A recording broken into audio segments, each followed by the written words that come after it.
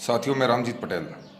पहले तो यह स्पष्ट कर दूं कि कुछ लोग मेरे ऑडियो वीडियो को सुनकर ये सोच रहे होंगे कि मैं पंचायती राज एलडीसी भर्ती की लड़ाई लड़ रहा हूँ।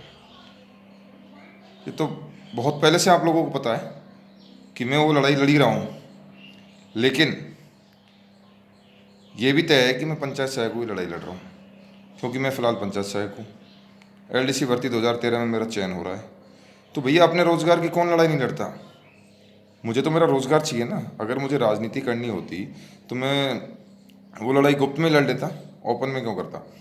मुझे मेरे रोज़गार चाहिए। वो कैसे मिलेगा? पंचायत सहायकों का नियमितीकरण होगा तो मुझे मेरा रोज़गार मिलेगा। पंचायत राज एलडीसी भर्ती की लिस्ट निकलेगी तो मुझे मेरा रोज़गार मिलेगा। अपने हक की लड़ाई के लिए, पंचायत सहायकों का नियमितीकरण के लिए तो छोड़िए। जब पंचायत सहायकों को कांग्रेस सरकार ने बनते ही हटा दिया था 6 महीने के लिए, हम लोगों ने अजमेर से जयपुर तक 150 किलोमीटर पैदल चल के एक यात्रा की, दांडी यात्रा दल जिसका नाम हमने रखा। कोई 10 किलोमीटर पैदल चल के तो बताइए कि भाई हम 10 किलोमीटर पैदल चलें। रही बात, लोग कहते हैं संघर्ष हमने नहीं किया। ठीक है भैया, हमने तो नहीं किया, लेकिन आपने किया वो संघर्ष आप बता दें। हम कितनी बार सीएम साहब को हमने एक फ़ोटो दी थी जिसमें लिखा हुआ है राजस्थान ग्राम पंचायत सहायक संघ युवा, और वो फ़ोटो सीएम साहब के सीएम आवास में भी लगी होगी। गांधी जी की वो फ़ोटो थी। हम कितनी बार सीएम साहब से मिले, कितनी बार अविनाश पांडे साहब से मिले दिल्ली में, कितनी बार मोतीलाल वोरा साहब से मिले, कितनी बार हम ललित जी से मिले, आरती डोगरा मैडम से मिले, राजेश्वर सिंह जी पंचायत राज एसीएस थे। तो हम पंचायत सहायकों के नियमितीकरण और पंचायत सहायकों की समस्याओं को लेकर मिले थे।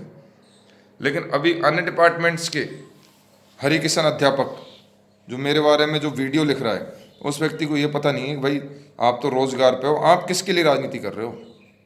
मैं तो रोजगार पे नहीं हूँ ना, मैं तो मेरे रोजगार के लिए लड़ रहा हूँ। चाहे मेरे को पंचायत सहायक के रूप में नियमितीकरण का तोहफा मिले, चाहे पंचायत राज एलडीसी के रूप में मिले। अब भैया, ऐसा कौन सा व्यक्ति है जो पंचायत सहायक है, अगर उसका एलडीसी 2013 में चयन हो रहा है तो उसको जब उनके संघ के नेता बुलाएंगे तो वो वहाँ नहीं जाएगा? वो श्योर जाएगा, क्योंकि उसको राजनीति नहीं करनी, उसको रोजगार चाहिए। तो रामजीत पटेल उन व्यक्तियों में से जिसको रोजगार की आवश्यकता है, चाहे वो मुझे पंचायत सहायक के नियमितीकरण के रूप में मिले, चाहे एलडीसी 2013 के नियमितीकरण के रूप में मिले, लेकिन मुझे रोजगार चाहिए ना। अगर मैं पंचायत सहायक भाइयों के साथ लड़ाई लड़ रहा हूँ तो मैं पंचायत सहायकों की लड़ाई लड़ रहा हूँ। अगर जब एलडीसी पंचायत राज के भाई आ रहे हैं तो उनके साथ एलडीसी की लड़ाई लड़ रहा हूँ। इसमें गलत क्या भाई? इसमें भी संघ के नेता है, उसमें भी संघ के नेता है, मैं दोनों जगह काम कर रहा हूँ, मैं मेरी लड़ाई लड़ रहा हूँ ना यार।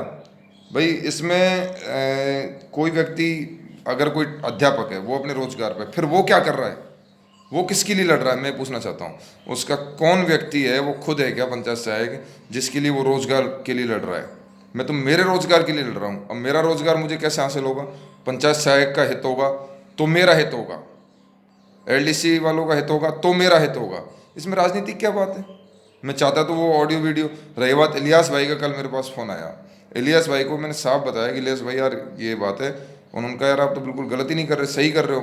भाई मैं तो, मुझे तो मेरा नियमितीकरण चाहिए ना, किसी भी डिपार्टमेंट्स में दे दो, कैसे भी दे दो।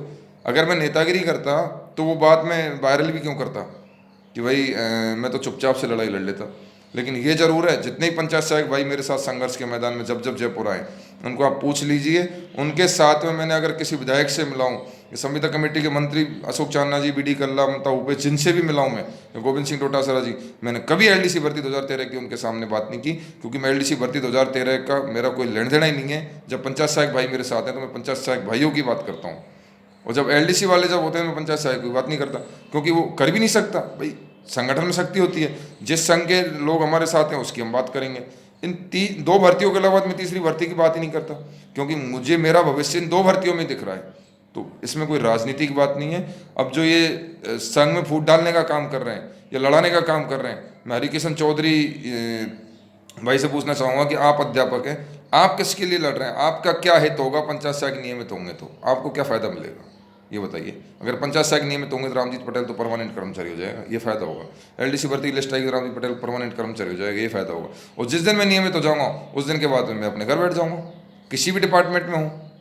अगर आपको लगता है कि नहीं यार आप एलडीसी बन गए फिर भी आप हमारी मदद करें, तो मैं बिल्कुल तैयार हूँ, क्योंकि मैंने पंचायत सहायकों का नमक खाया, मैंने 3 साल से सैलरी ले रहा हूँ, पहली बात। दूसरी बात, आपको लगता है कि नहीं आप तो इतने बेशरम हो गए कि आपको सभी पंचायत सहायक मना कर रहे हैं कि यार आपका हमारे बीच में क्या लेना देना, फिर भी आप ज़बरदस्ती घुसे आ रहे हो, उसका कोई औचित्य नहीं बन रहा आपका यहाँ आने का ना। कि भाई आपको तो कोई बेनिफिट ही नहीं है। रामजीत पटेल को तो पंचायत सहायक नियमित होते हैं तो बेनिफिट है, और रामजीत पटेल जब तक लड़ेगा जब तक पंचायत सहायकों को नियमितीकरण नहीं हो जाता। और एक मांग पर हमने संघ को लेके आए और संघ हमारी बात पर मान भी गया, इसके लिए संघ का बहुत बहुत आभार और धन्यवाद। मैं हमेशा से नरेंद्र भाई को एक ही चीज़ कहता हूँ कि यार अपन को एक ही मांग रखनी है फिलहाल, और उस एक मांग पर वो अड़े गए। इस हम तो एक कोशिश कर रहे हैं कि हम पंचायत सहायकों को नियमितीकरण कैसे भी हो, अगर पंचायत सहायकों को नियमितीकरण होगा तो रामजीत पटेल का भी होगा, ये तय। इसलिए मैं लड़ रहा हूँ। अब इसमें मैं आपको क्या कहूँ, अब आप लोगों को लगता है कि यार मैं राजनीति कर रहा हूँ, तो ये आपका विवेक है कि आप क्या सोचते हैं। जय संघ जय संघर्ष।